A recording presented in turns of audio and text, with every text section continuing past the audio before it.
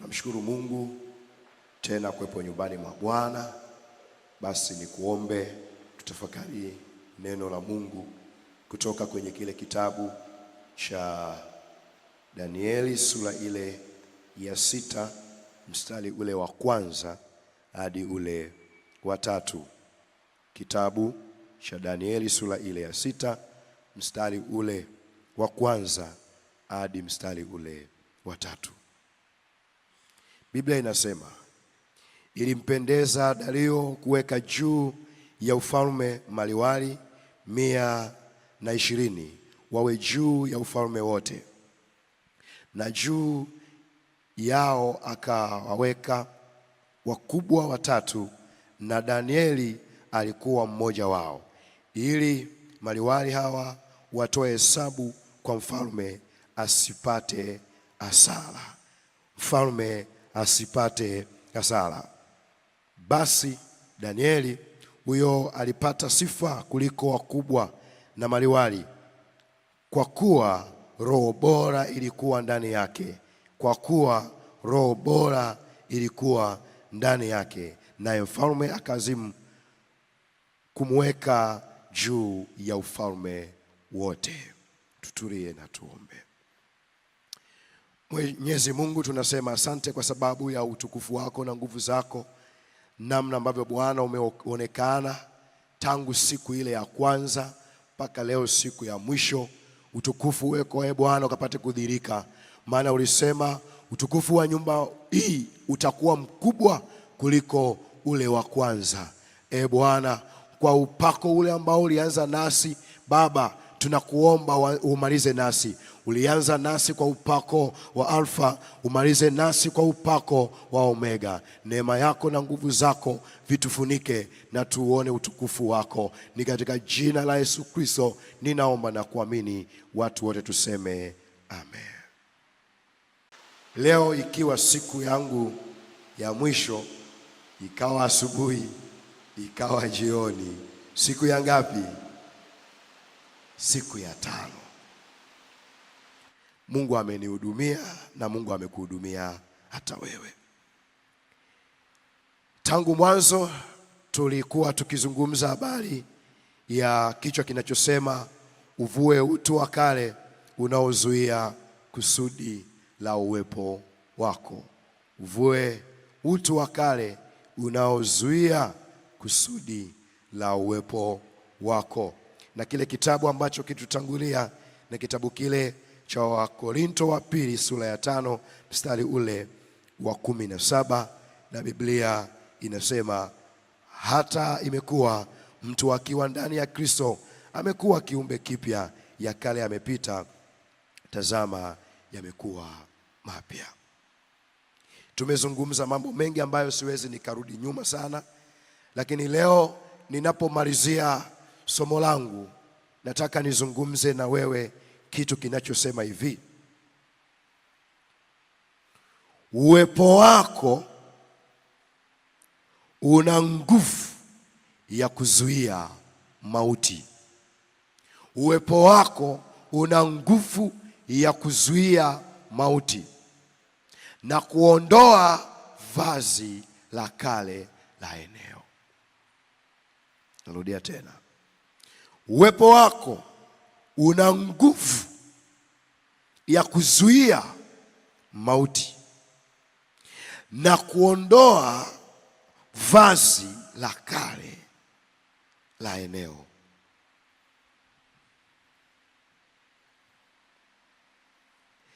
Tunapoongea habari ya neno hili, unapokuwa sehemu yoyote, una uwezo wa kuzuia mauti isitokee. Katika familia yako una uwezo wa kuzuia mauti isitokee. Katika habari ya uchumi una uwezo wa kuzuia mauti isitokee. Kama wewe unafanya kazi hata katika ngazi ya kitaifa, una uwezo wa kuzuia mauti isitokee. So jua kwa neno linalosema, nikatafuta mtu miongoni mwao atakayesimama na kutengeneza boma pale palipobomoka, nisipate mtu. Kwa hiyo hata wewe unaweza ukasimama katika taifa kuzuia mauti ya kitaifa. Kwenye kampuni yako unaweza kuzuia mauti. Kwenye taasisi una uwezo wa kuzuia mauti. Kwenye mashirika mbalimbali unayofanya kazi pale una uwezo wa kuzuia mauti.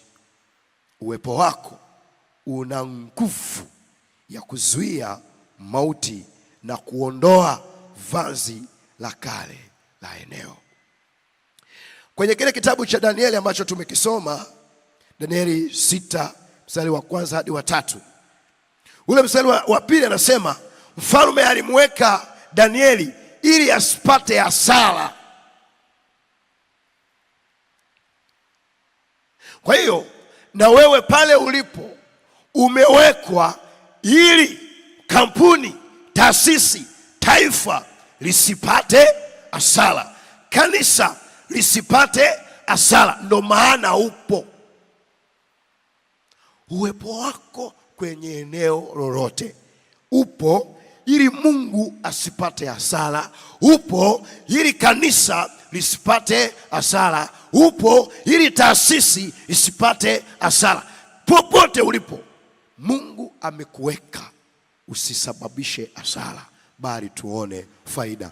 Wale watu wanaonielewa wangempigia makofi Bwana, kwamba Bwana ameniweka hapa ili asipate hasara. Bwana ameniweka taifa lisipate hasara, kanisa lisipate hasara, familia yako isipate hasara. Nami nakutangazia kwenye madhabahu hii, utukufu wa Bwana uwe juu yako, ili hasara isitokee kwenye eneo ulilopo. Watakapokuangalia wanasema, tupate wapi mtu kama huyu ambaye Roho wa Bwana yuko ndani yake? Danieli alionekana vile kwa sababu roho bora ilikuwa ndani ya Danieli. Nami nakuombea mpendwa, pokea Roho wa Bwana ndani mwako. Roho wa Bwana aliye bora hawe ndani yako, ili pale ulipowekwa usipate hasara. Taifa, kanisa, Bwana Mungu huyu hasipate hasara.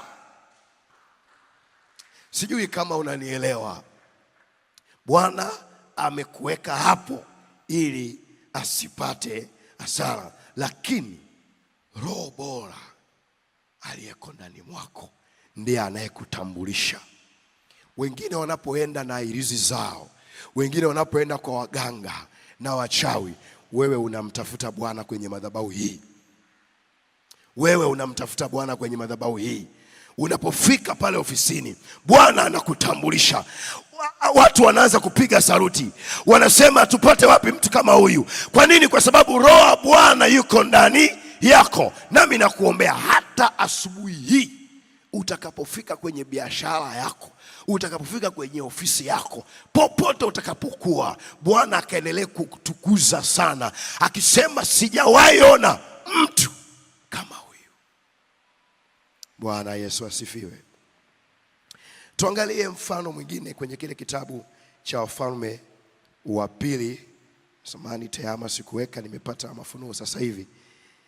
Wafalme wa Pili, kama utaona haraka, Wafalme wa Pili sura ile ya 2 mstari wa 19 hadi 21.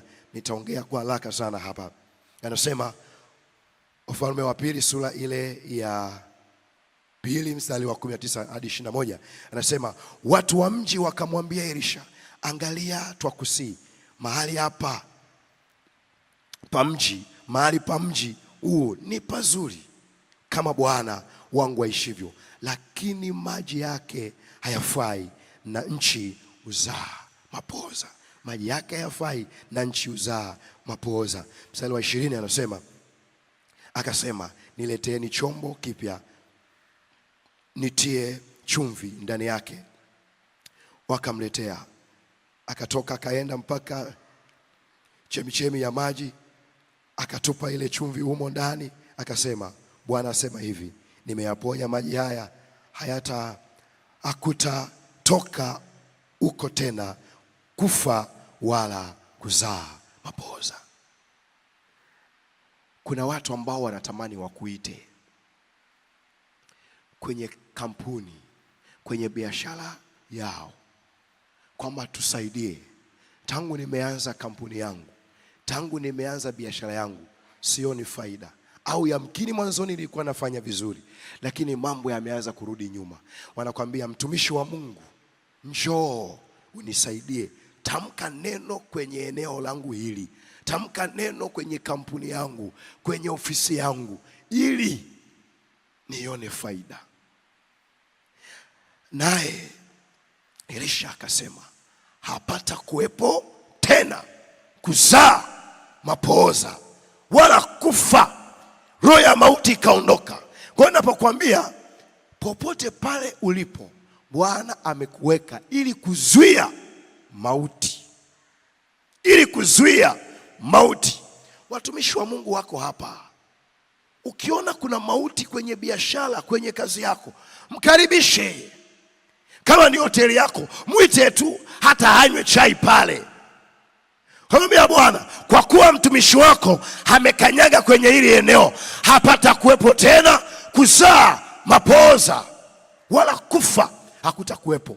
Nami nakutangazia tena kwenye madhabahu hii, kwenye kampuni yako, kwenye biashara yako, hakutakuwepo tena kufa wala kuzaa mapooza. Kwenye familia yako hapata kuwepo tena kufa wala kuzaa mapooza. Naona itufuatilia kwenye mtandao. Nataka nikuambie mpendwa, kwenye hiyo kampuni, kwenye familia yako, hapata kuwepo tena kuzaa mapooza. Hautazaa mapooza, maana Bwana amesema neno hili na likawe kwako, neno hili litimie kwako, kwamba leo hii na mwezi wa 7 kwenye eneo lako hapata kuwepo tena kuzaa mapooza, kuzaa mapooza. Na hiyo roho ya mauti inaondoka, inakuacha, inaondoka. Hapata kuwepo tena kuzaa mapooza. Wanaonielewa wangeongeza tena makofi kwa Bwana.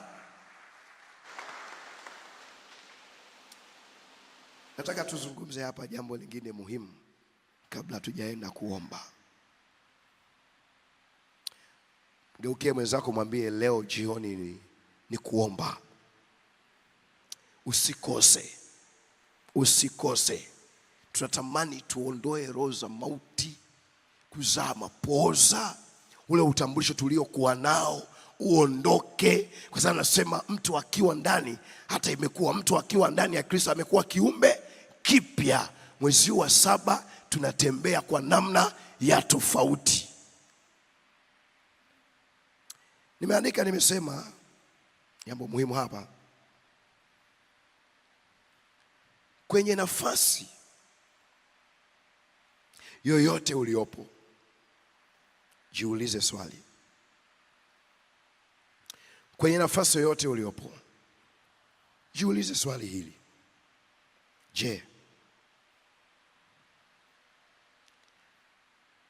najinufaisha au nawanufaisha? Kwenye eneo lolote ulilopo, unatafuta kwanza kujinufaisha wewe au kuwanufaisha wengine?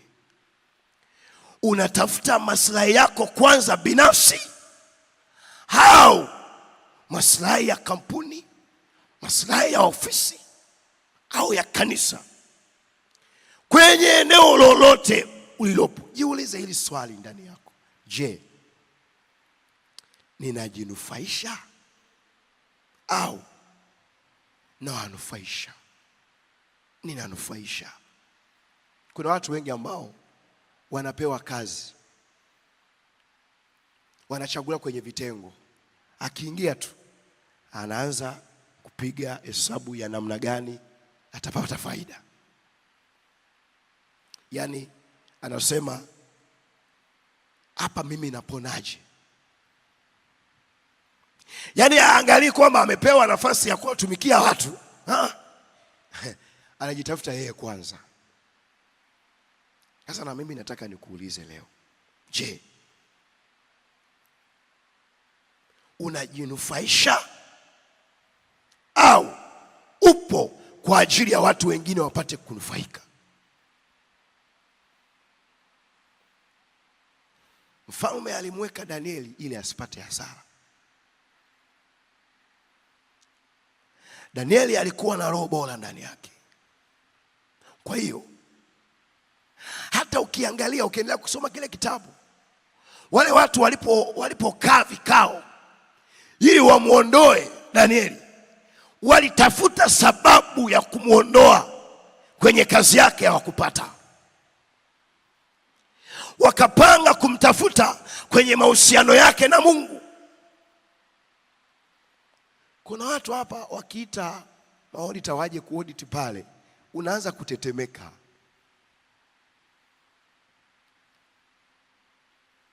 Kwa nini? Umejitanguliza wewe kwanza, badala ya kuangalia wale unaowatumikia. Unajiona wewe kwanza. Hapana. Biblia inasema mtu atakayetaka kuwa mkubwa afanyike nani? Awe kama mdogo. Kwenye eneo lolote uliopo, usisababishe mauti na maumivu kwa watu. Tumika kwanza. Sio, unajua hata Biblia inasema atakayenitumikia Baba atafanyaje? Atamheshimu. Usitafute heshima yako, usijitangulize wewe kwanza. Fanya kazi, mtumikie Mungu, tafuta faida ya wengine, ya kwako utapewa baadaye. Bwana Yesu asifiwe. Bwana Yesu asifiwe. Kitabu kile cha Yohana sura ile ya 11 mstari wa 21 hadi 25, 34 na 39 hadi 40. Ni habari ile ya Lazaro, lakini nitasoma vipengele tofauti tofauti. Yohana 11 mstari ule wa 21 hadi 25. Kwanza anasema, basi Martha akamwambia Yesu, Bwana, kama ungekuwepo hapa, ndugu yangu hangalikufa. Lakini hata sasa najua ya kuwa yote utakayomwambia Mungu atakupa. Mstari wa 23. Yesu akamwambia, ndugu yako atafufuka. Martha akamwambia, najua ya kuwa atafufuka katika ufufuo siku ya mwisho. Yesu akamwambia, mimi ndimi huo ufufuo na uzima. Yeye aniaminie mimi ajapokufa atakuwa anaishi. Ajapokufa atakuwa anaishi. Nitoe kwanza ufafanuzi hapa kidogo kwenye mistari hii. Martha anamwambia habari ya Lazaro kwamba amekufa, na ilikuwa imepita siku 4. Yesu anakuja, yule mama anamwambia Yesu, kama ungekuwepo, huyu rafiki yako asingekufa. Yesu akamwambia, najua atafufuka. Na akamwambia, najua atafufuka, lakini siku ya mwisho. Yesu akamwambia, mbona uniamini? Kwa sababu mimi ndio huo ufufuo na uzima.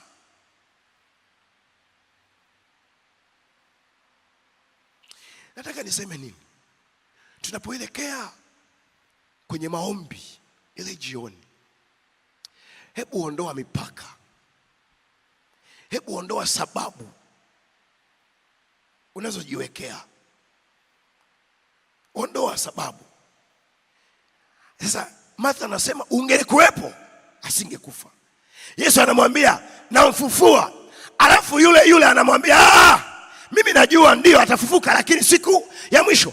Bwana anamwambia, kwani haujui mimi ndiye ufufuo na uzima?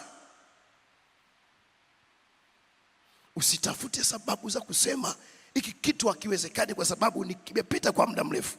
Mstari ule wa 34 anasema, baada ya mazungumzo pale, wakamwambia ananuka siku ngapi? Siku ni siku ya 4. Lakini Yesu anauliza, akasema, mmemweka wapi?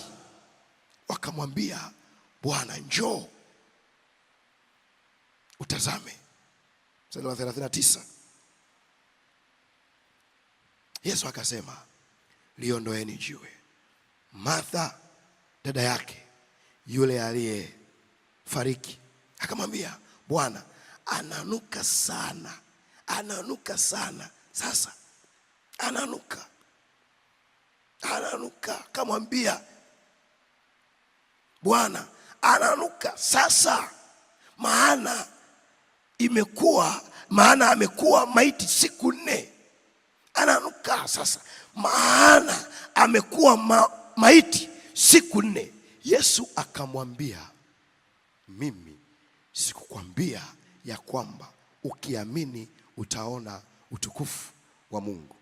Mpendwa, hacha visingizio. Hacha visingizio. Ukimuita Bwana usimwekee limitation, usimwekee mipaka. Yeye anasema, mmemweka wapi? Bwana aliwauliza Adamu na Hawa, tulisoma, uko wapi? Bwana anakuuliza leo, biashara yako hiyo iliyokufa iko wapi? Watoto wako hao ambao umekata tamaa juu yao wako wapi? Walete madhabahuni pa Bwana. Bwana ana jambo. Ijapokuwa wamekufa kwa siku 4, ijapokuwa wananuka sana, Bwana anasema, wako wapi? Hiyo kampuni yako waliosema itafirisika, Bwana anauliza, iko wapi? Nami nakutangazia kile ambacho unaona kimeondoka kwenye maisha yako, hiyo ndoa yako iliyokufa, Bwana anaita, ndoa yako iko wapi? Ilete madhabahuni pa Bwana. Bwana anaja na ndoa yako. Bwana anaja na wewe. Pige Yesu makofi na vigelegele. Bwana anaja na wewe. Bwana anaja na hiyo ndoa yako. Anauliza, iko wapi? Anauliza hiyo huduma yako ambayo ni kama imekufa. Yesu anauliza, ndoa yako, huduma yako iko wapi? Iko wapi? Iko wapi? Nikupe agenda, twende kuomba sasa.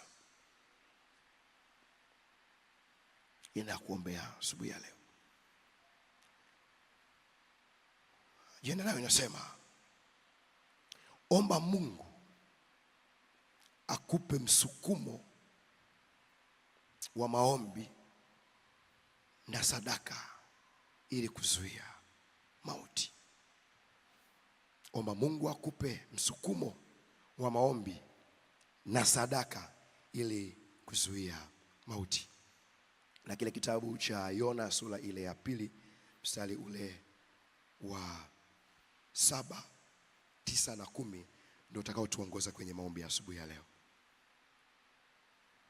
Yona 2, 7, 9 na 10. Biblia inasema, roho yangu ilipozimia ndani yangu, nalimkumbuka Bwana, maombi yangu yakakuasilia katika hekalu lako takatifu. Mstari wa 9, lakini mimi nitakutolea sadaka kwa sauti ya shukrani. Narudia tena hapa, lakini mimi nitakutolea sadaka kwa sauti ya shukrani. Nitaziondoa nadhiri zangu, wokovu utoka kwa Bwana. Mstari ule wa 10 anasema, Bwana akasema na yule samaki, naye akamtapika Yona pwani. Bwana akasema na yule samaki, naye akamtapika Yona pwani. Tunaenda mbele za Bwana kuomba. Nikuombe hata ile jioni, Mungu akusaidie kukupa msukumo wa maombi na sadaka. Yona akamwambia akiwa tumboni mwa samaki, nitakutolea sadaka na kuziondoa nadhiri zangu. Bwana aliposikia toba yake, yule samaki akazungumza naye, akamtapika pwani. Nami nataka nikwambie, chochote ambacho kilikuwa kimezuia maongezeko yako, utambulisho wako, hata kama ulikuwa umemezwa na samaki, Bwana atakutapika pwani. Bwana, kile kilichokuwa kimekumeza jioni ya leo na asubuhi ya leo, Bwana atakisemesha, nacho kitakutapika, ili urudie ule utu wako wa kwanza, ili Bwana awe pamoja na wewe. Simama kwa miguu yako, tuombe kwa dakika hizi chache. Sema, Bwana Yesu, ninakushukuru toka siku ya kwanza mpaka siku hii ya mwisho umekuwa pamoja nami. Nami nakuomba, kwa kuwa umemsemesha mtumishi wako, kwa kuwa umeisemesha madhabahu hii juu ya maisha yangu, juu ya mwenendo wangu, juu ya utambulisho wangu, nami nakuita asubuhi ya leo, Bwana, unisaidie chochote kilichomeza maisha yangu, utambulisho wangu, uchumi wangu, watoto wangu. Leo hii ninaomba Bwana uzungumze na mimi, unipe uwezo wa kuweza kuomba, unisemeshe, niandae sadaka ya kuja kwako, ili chochote kilichonimeza kikanitapike. Ewe mauti ulionimeza, leo hii lazima unitapike. Enyi miungu na ninyi mizimu mlionimeza, leo hii lazima mnitapike. Ewe Baali uliyenimeza, lazima leo unitapike. Hiyo madhabahu iliyokamata maisha yangu, madhabahu ya kiganga, madhabahu ya kichawi, umemeza maisha yangu, umemeza uchumi wangu, leo hii ninakusemesha, ukanitapike